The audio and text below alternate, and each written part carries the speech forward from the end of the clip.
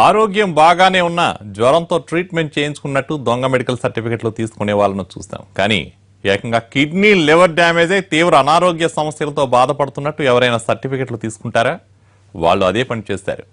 ఆరోగ్యం బాగాలేదని చెబితే తమ ఉద్యోగాలు తమ వారసులకు వస్తాయన్న ఆశతో దొంగ సర్టిఫికెట్లు తీసుకున్నారు. దళారులు ఆడిన నాటకంలో ఉద్యోగులు బలయ్యారు. ప్రతిష్టాత్మక సింగరేణి సంస్థకు మచ్చలా మారింది ఈ స్కామ్.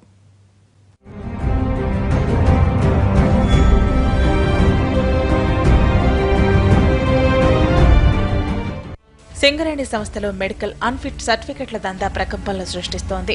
ఈ స్కామ్ సింగరేణి సంస్థ పరువు తీస్తోంది. ఆదిలాబాద్ జిల్లా బెల్లంపల్లిలో నకిలీ సర్టిఫికెట్ల దందాలో ప్రమేయం ఉన్న 14 మందిని అరెస్ట్ చేశారు. మరో 35 మంది కోసం పోలీసులు గాలిస్తున్నారు. నిందితుల నుంచి 12,70,000 నగదు, 14 తులాల బంగారం, 8 తులాల వెండి, ఓ కారు, సింగరేణి సంస్థ లెటర్ ప్యాడ్లను స్వాధీనం చేసుకున్నారు. అసలేమిటి స్కామ్? ఎవరు చేశారు? ఎలా చేశారు?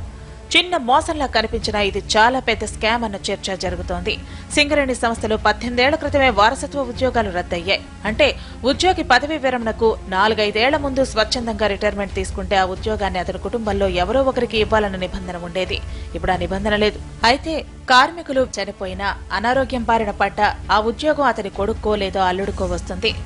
అమల్లో ఉన్న ఈ నిబంధనను క్యాష్ చేసుకునేందుకు అక్రమార్కులు రంగంలోకి దిగారు. మెడికల్ అన్ఫిట్ సర్టిఫికెట్ల దందాకు తెరలేపారు. కార్మికులు ఆరోగ్యంగానే ఉన్నా మీకు మెడికల్ అన్ఫిట్ సర్టిఫికెట్ ఇప్పిస్తామని, మీ ఇంట్లో వారికి ఉద్యోగం వచ్చేలా చూస్తామని నమ్మించారు. మొదట్లో కొందరికి ఇలాగే సర్టిఫికెట్లు ఇప్పించి ఉద్యోగాలు వచ్చేలా చూశారు. దీంతో మిగతా కార్మికుల్లో నమ్మకం పెరిగింది. ఇది సింగరేణి అంతటా కార్మికులకు పాకింది. ఇంకేముంది, అక్రమార్కులకు పండగే పండగ. తమను మెడికల్ అన్ఫిట్ చేయించి వారసులకు ఉద్యోగాలు ఇప్పించాలంటూ చాలా మంది కార్మికులు దళారులను ఆశ్రయించారు. ఒక్కొక్కరి నుంచి 10-15 లక్షల వరకు వసూలు చేశారు అక్రమార్కులు. కొత్తగూడెంలోని సింగరేణి ఆసుపత్రి కేంద్రంగా తతంగాన్ని నడిపించారు. ఈ స్కామ్ లో కొందరు సింగరేణి అధికారులు, వైద్యులు, కార్మిక సంఘాల నాయకులు, స్థానిక ప్రజాప్రతినిధుల పాత్ర ఉందని తేలింది. వీళ్లంతా వెనుకుండి ఆదిలాబాద్, కరీంనగర్, వరంగల్, ఖమ్మం జిల్లాల్లో దళారులతో కథ నడిపించారు. ఆరోగ్యంగా ఉన్న కార్మికులకు సైతం లివర్, కిడ్నీలు పాడయ్యాయని సింగరేణి ఆసుపత్రి వైద్యులు మెడికల్ అన్ఫిట్ సర్టిఫికెట్లు ఇచ్చారు. కొందరికి సర్టిఫికెట్లు వచ్చినా ఉద్యోగాలు మాత్రం రాలేదు. దీంతో రోజుల తరబడి దళారుల చుట్టూ తిరుగుతున్నారు బాధితులు. ఎంతకీ ఉద్యోగాల విషయం తేలకపోవడంతో బాధితులు గత నెల 20న పోలీసులను ఆశ్రయించారు. రిటైర్డ్ కార్మికుడు అబ్దుల్ సలీం మోసం చేశాడని ఫిర్యాదు చేశారు. పోలీసులు సలీంతో పాటు అతని కుమారులపై కేసు నమోదు చేసి విచారిస్తున్నారు. విచారణ జరుగుతున్న క్రమంలోనే గత నెల 23న సలీం ఆత్మహత్య చేసుకున్నాడు. సలీం సూసైడ్ నోట్ ఆధారంగా పోలీసులు దర్యాప్తు మొదలుపెట్టారు. సూసైడ్ నోట్లో సింగరేణి అధికారులు, వైద్యులు, కార్మిక సంఘాల నేతలు, కొందరు ప్రజాప్రతినిధుల పేర్లున్నాయి. దీంతో పోలీసులు లోతుగా దర్యాప్తు చేయడంతో మెడికల్ అన్ఫిట్ సర్టిఫికెట్ల దందా మొత్తం బయటపడింది. 33 మంది నుంచి 2,33 లక్షలు వసూలు చేశారని విచారణలో తేలింది. ఈ స్కామ్ తో సంబంధం ఉన్న 14 మందిని అరెస్ట్ చేసి పరారీలో ఉన్న 35 మంది కోసం గాలిస్తున్నారు. అరెస్ట్ అయిన వారిలో కొత్తగూడెం ఏరియా ఆసుపత్రి సూపరింటెండెంట్ తో పాటు కొందరు వైద్యులున్నారు.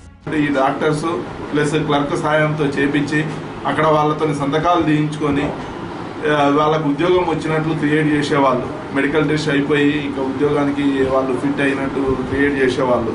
దీనికి సహకరించిన వాళ్ళలో ఈ ప్రశాంత్ కుమార్, నిర్మల్ కుమార్ అండ్ వెంకటయ్య, మురళ హర్షవర్ధన్ రావు ఉన్నారు. ఈ దళారుల చేతిలో మోసపోయింది ఎంతమందో తేలాల్సి ఉంది. బాధితుల సంఖ్య పెరిగే అవకాశం ఉంది. దళారులకు డబ్బులిచ్చి మోసపోయిన బాధితులు కొందరు బయటకు చెప్పుకోలేకపోతున్నారు. తమ ఉద్యోగాలకు ఎసరు వస్తుందన్న భయంతో సైలెంట్ గా ఉన్నారు. ఇక ఈ దందాలో కీలకంగా ఉన్న కొందరు కార్మికుల సంఘాల నేతలు, సింగరేణి అధికారులు, ప్రజాప్రతినిధులు తమ పేర్లు బయటపడకుండా ఉండేందుకు ప్రయత్నిస్తున్నారట. మరి పోలీసులు ఈ కేసుకు ఎలా ఫుల్ స్టాప్ పెడతారో చూడాలి. సింగరేణిలో ప్రకంపనలు సృష్టిస్తున్న ఈ స్కామ్ పై సీఎండీ శ్రీధర్ ఇంతవరకు నోరు మెదపలేదు.